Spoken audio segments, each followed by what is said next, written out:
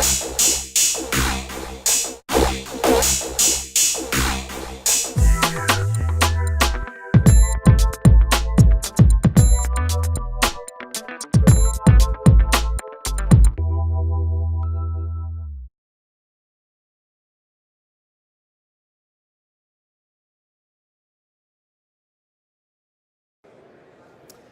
thing you've got to do is appraise the value.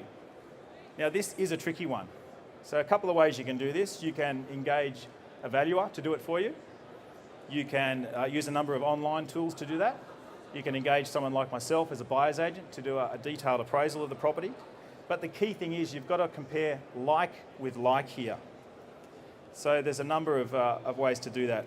I won't go into all the detail of how value is determined, but one other key thing, apart from telling you that research is king today, the other key message or key question I want you to take home today is that before you buy any property from any vendor or any selling agent here at the show, you've got to ask the question is, how much commission are you being paid to sell me this property?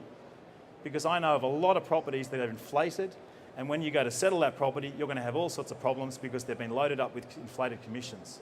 So just be careful who you trust and who you talk to, and ask the marketeer or the person, how much commission are you being paid to sell this particular property to me? As buyers agents, we don't get any commission from vendors or developers. We rebate 100% of it to our clients. We work on a simple fee-for-service basis. So just be very, very careful about marketing agents. Rule number 8, negotiate well. I'll tell you a couple of stories of negotiation where we've had a bit of fun. I love negotiating. I do it every day of the week. It's just a thing I really get a buzz out of. I bought a property a month ago for a client of mine in the Blue Mountains around Sydney. The property was on the market at offers over 620. It was an 18-hectare property, beautiful suburb, had a lovely outlook. Property needed some work to it. A lovely old couple owned it. Anyway, offers over 620. My opening offer was 540. They'd already had an offer of $600,000 on this particular property in February. So the vendors had sort of, kicking themselves. They should have taken that offer. After about 2 weeks, we ended up getting the property for $550. So fantastic result. And it was just because the vendor's circumstances had changed. They were sick of doing the open houses, and we just managed to secure it for a great price. At the top end of the market, I recently negotiated a property in Mossman for a client. It was offers over 10 million.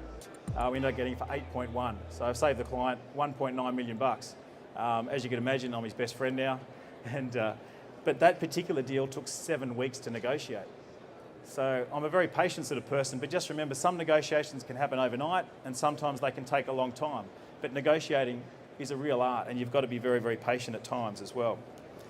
The other thing we do is we love finding distressed stock. We target a lot of developers that are pretty motivated to sell, and we're able to get some pretty decent stock. We've got some at the moment that are 15 to 20% below market value. The ninth thing you've got to do is exchange contracts.